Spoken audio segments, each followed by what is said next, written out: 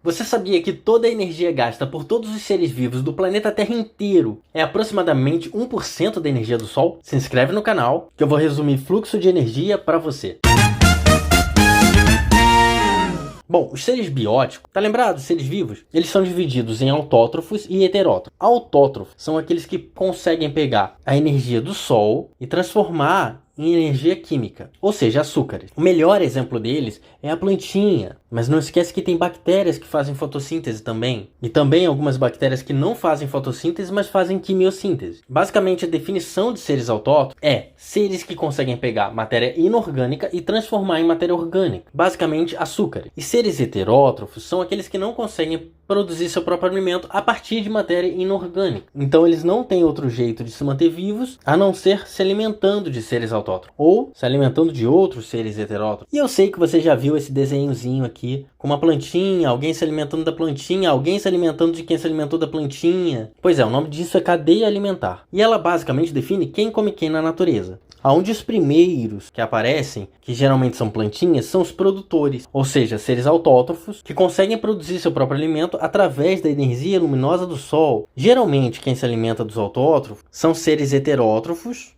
herbívoros, que se alimentam exclusivamente de plantas. Tem também os carnívoros, que se alimentam exclusivamente de carne. E tem aqueles que são como nós, onívoros, que se alimentam tanto de plantas quanto de carne. Olha, para o vestibular, algumas definições aqui são importantes. Quem está na base da cadeia alimentar é chamado de produtor e ocupa um lugar chamado de primeiro nível trófico. Quem se alimenta diretamente de um produtor está no segundo nível trófico e representa um consumidor primário. Quem se alimenta do herbívoro que se alimentou da plantinha é um consumidor secundário e está no terceiro nível trófico. Então aqui a gente tem o Sol, que não está em nível trófico nenhum, fornece energia para a planta é o produtor, está no primeiro nível trófico. Quem se alimenta diretamente da planta está no segundo nível trófico e já é um consumidor primário. Quem se alimenta do consumidor primário é o consumidor secundário e está no terceiro nível trófico. E assim sucessivamente. Então esse gavião está no terceiro nível trófico e ele é o consumidor secundário. Para essa cadeia alimentar que está aqui. Mas vamos analisar essa outra cadeia alimentar aqui. Esse cara aqui é o produtor, esse aqui é o consumidor primário, esse aqui é o consumidor secundário e o gavião novamente o consumidor terciário. Para essa nova cadeia, esse mesmo gavião é o consumidor terciário e ocupa a posição primeiro nível trófico, segundo nível trófico, terceiro nível trófico, quarto nível trófico. Você vê que esse mesmo animal, o gavião,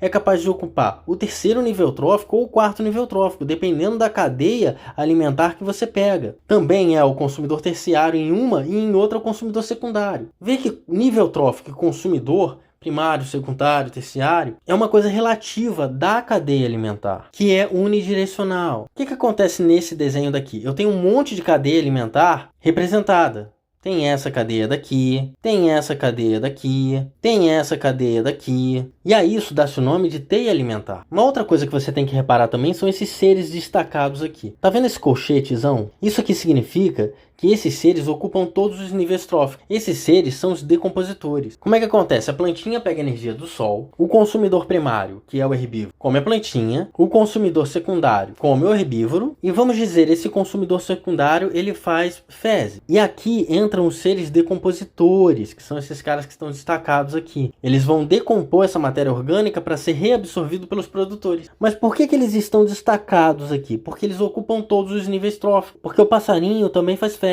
E as fezes do passarinho também são recicladas pelos decompositores. Portanto, esses decompositores estão em todos os níveis tróficos. Quando a plantinha morre, a matéria orgânica que está nela é decomposta pelos decompositores e outras plantinhas podem absorver essa matéria que foi reciclada. Então, os decompositores estão em todos os níveis tróficos. Quando o passarinho morre, por exemplo, ele é decomposto e sua matéria orgânica é reabsorvida pelos produtores. E esse é o ciclo fechado e unidirecional da cadeia alimentar. É importante salientar que todos os seres vivos, que são os consumidores primários, que se alimentam dos produtores, já são heterótrofos. Na base da cadeia alimentar sempre serão os autótrofos. E dali para cima, heterótrofo. Um conceito importante é o de produtividade primária líquida. Tá vendo esse produtor aqui? Ele pega lá a energia luminosa do Sol. Vamos dizer que ele pegou uma certa quantidade de energia. Uma parte dessa energia, esse produtor vai usar para se manter vivo, para fazer suas reações químicas, sua fotossíntese, sua respiração, para crescer, para se regenerar. E uma outra parte, ele passa para todos os outros níveis tróficos. O herbívoro vai lá, come a plantinha, e quando ele come a plantinha, ele está comendo isso aqui, que é a parte que a planta não usou, a parte de energia que a planta armazenou em forma de energia química, basicamente açúcar. E a isso dá-se o nome de produtividade primária líquida, ou seja, toda a energia que o produtor conseguiu armazenar e passar para frente na cadeia alimentar, que é toda a energia que ele pegou menos o gasto que ele teve. Geralmente uma planta, de toda a matéria orgânica que ela produz, cerca de 15% fica para ela. Os outros 85% são a produtividade primária líquida, que passa para todos os outros níveis tróficos. A mesma coisa o consumidor primário. Da energia total que ele consegue pela sua alimentação, uma parte ele usa para o seu metabolismo interno e a outra parte ele reserva em forma de energia química nos seus músculos, na sua carne, nos seus tecidos, e quando ele é consumido pelo consumidor secundário, essa energia daqui que sobrou vai para o consumidor secundário. O consumidor secundário, por sua vez, de toda a energia que ele obtém na sua alimentação, uma parte ele usa para o seu metabolismo e uma outra parte fica armazenado nos tecidos, ou seja, na carne dele. E você nota uma coisa interessante, o que passou para cá? De onde veio isso aqui? Bom, veio dessa parte verdinha aqui de cima, que é a produtividade primária líquida. Isso tudo aqui representa só essa parte verdinha aqui de cima. E de onde veio isso tudo aqui que o gato comeu? Veio dessa parte verdinha aqui de cima, porque isso daqui o passarinho usou no seu metabolismo interno. Ou seja, tudo isso aqui veio dessa parte verdinha e tudo isso aqui veio dessa parte verdinha. E se eu colocar uma do lado da outra, assim, você vai notar que tudo que a planta obteve de energia, uma parte ela gastou, a outra parte ela passou para o próximo nível trófico. E de tudo que o consumidor primário, que no nosso caso é o passarinho, consumiu, uma parte ele gastou, outra parte ele passou para o próximo nível trófico. E de tudo que o nosso consumidor secundário, que está representado pelo gato, obteve na sua alimentação, uma parte ele gastou, outra parte ficou armazenada. Você repara que à medida que eu vou subindo os níveis tróficos, a minha quantidade de energia vai diminuindo. Então, quanto mais próximo eu estou do meu produtor, maior é a quantidade de energia que eu posso absorver na minha alimentação. Um outro assunto que você precisa saber, que é muito cobrado em prova, é a bioacumulação, que nada mais é que a acumulação de compostos químicos ao longo da cadeia alimentar. Vamos dizer que eu coloque um produto químico na terra aqui, que essa plantinha incorpora, ou seja, esse produto químico vai parar lá dentro dela. Quando o passarinho comer essa plantinha, esse produto químico vai parar dentro do corpo do passarinho. E quando o gato comer o passarinho, esse produto químico vai parar dentro do corpo do gato. Só que tem um detalhe, o passarinho não come uma plantinha só, ele come, digamos, 10 plantinhas. E o gato, para sobreviver, ele não come só um passarinho, ele come, digamos, 3 passarinhos. Então dentro desse gato tem o equivalente a 3 passarinhos e dentro de cada passarinho tem 10 plantinhas. Então a toxina dentro desse gato é 30 vezes maior do que a do passarinho. Se a quantidade de toxina em uma plantinha, por exemplo, é 1 grama, o passarinho ele come 10 plantinhas, ele vai ter 10 gramas de toxina. O gato come 3 passarinhos, ele vai ter 30 gramas de toxina. E esse é o fenômeno da bioacumulação. Geralmente o Enem pergunta para você aonde na cadeia alimentar você tem mais toxina. E quanto mais alto na cadeia alimentar você tá, mais toxina você tem. Nessa cadeia alimentar que a gente pegou como exemplo, quem teria mais toxina seria o gavião. Nessa outra cadeia alimentar, quem teria mais toxina seria o gavião. O segundo maior, o morcego. E assim sucessivamente.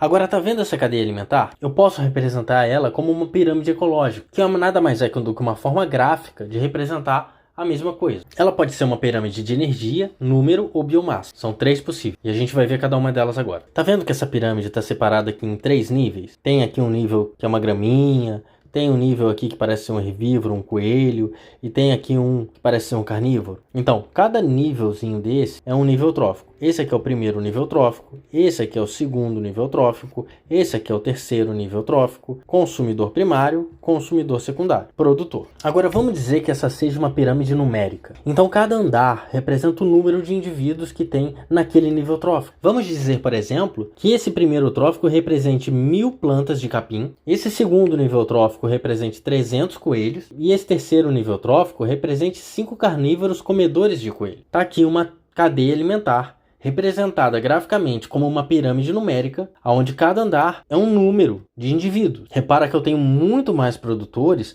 alimentando menos consumidores primários que alimentam ainda menos consumidores secundários. E aí o que determina graficamente isso é essa largura aqui. Você vê que a largura de produtores é maior do que a largura de consumidores primários, que é maior do que a largura de consumidores secundários. Agora dá uma olhada nessa pirâmide que eu fiz aqui para você. Ela parece que está errada, né?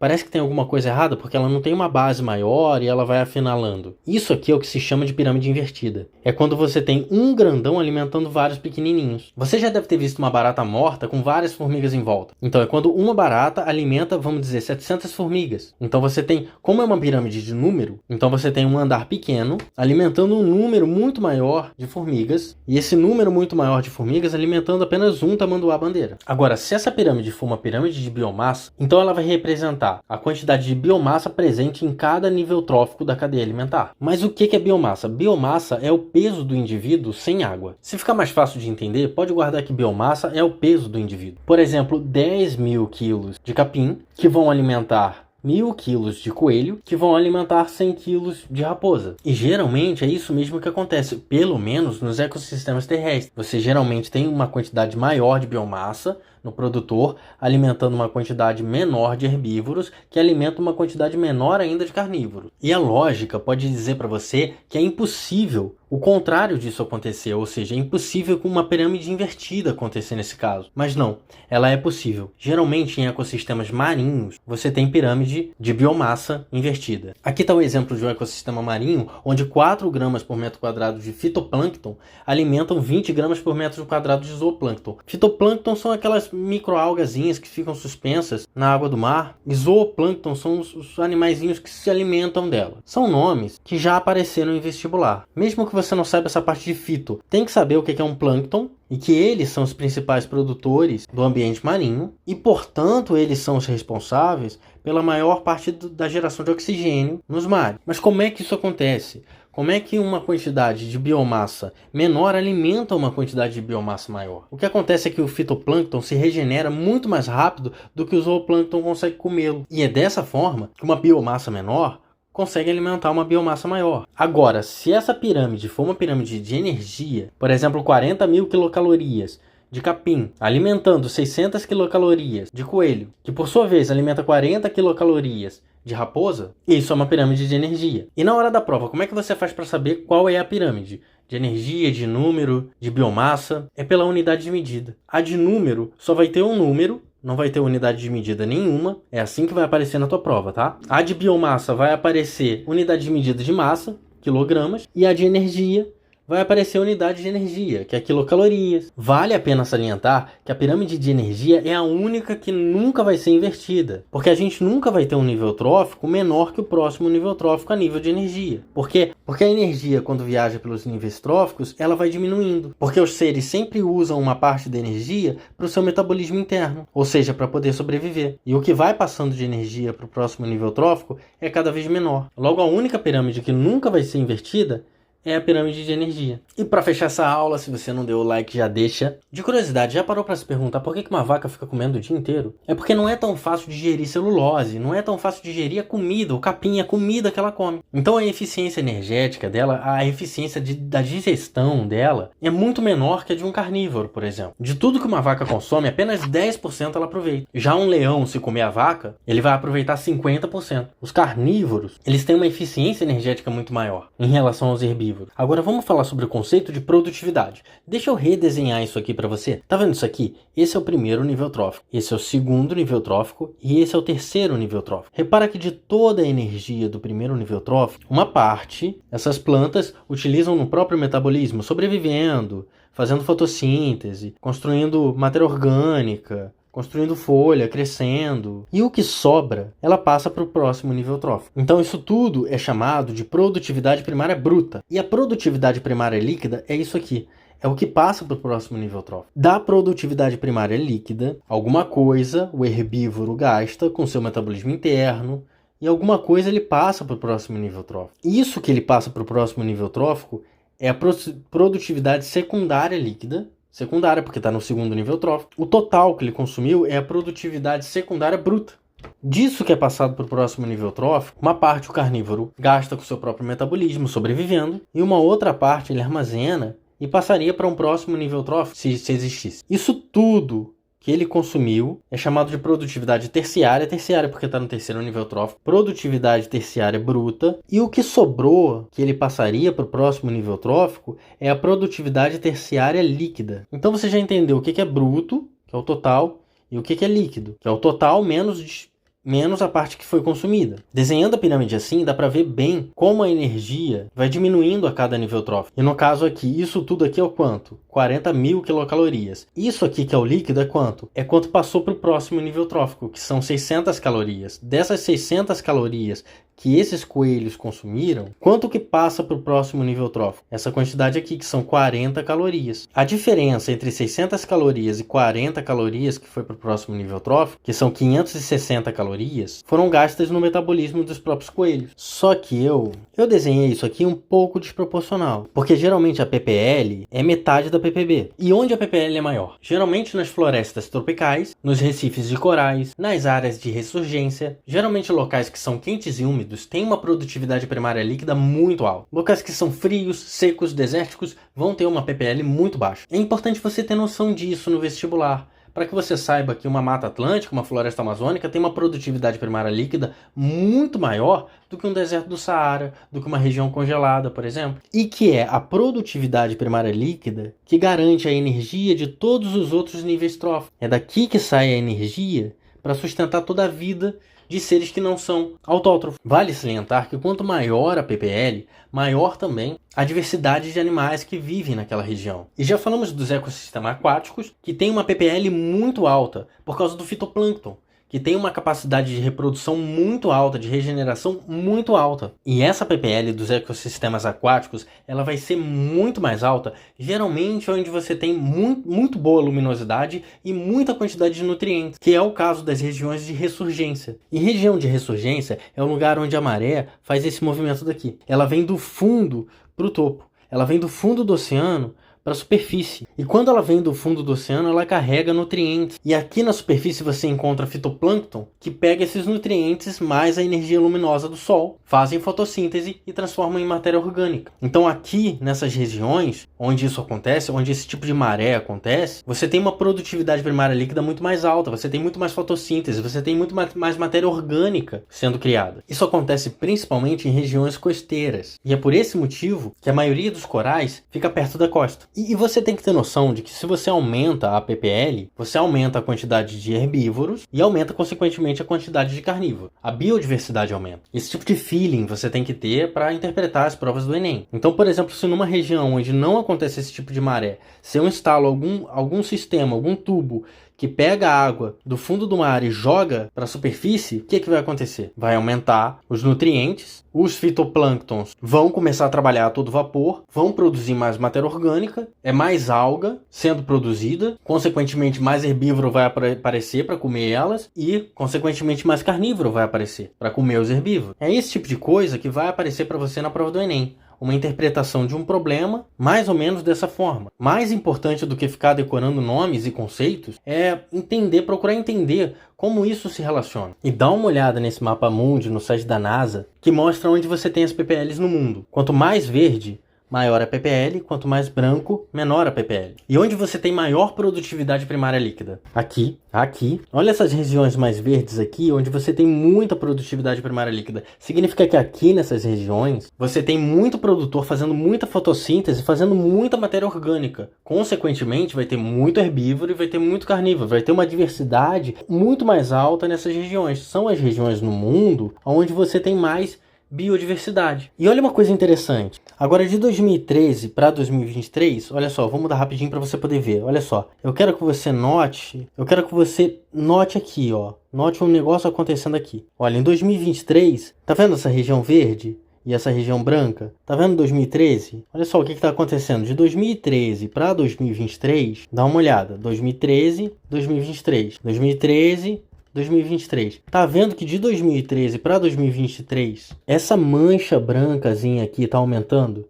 Pois é, essa é a região embaixo do deserto do Saara. Deserto do Saara tá aqui. Essa é a região embaixo do deserto do Saara, que é conhecida como Sahel. E é uma região que está desertificando, ou seja, o deserto do Saara está crescendo em direção ao sul, na África. E essas imagens de satélite da NASA deixam isso muito claro. Caso você queira visitar esse site, eu vou deixar ele na descrição do YouTube.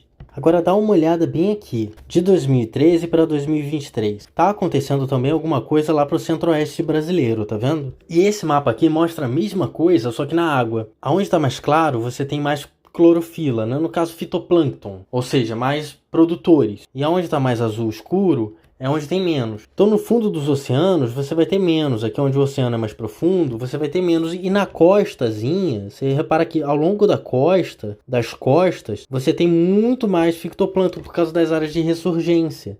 É aqui que você tem mais aquela maré de ressurgência acontecendo. E você vê também uns corpos d'água aqui no meio do continente, né? São lagos. São lagos onde tem muita produtividade primária líquida. Obviamente que aqui, nesses locais, vai ter muito mais recife de coral.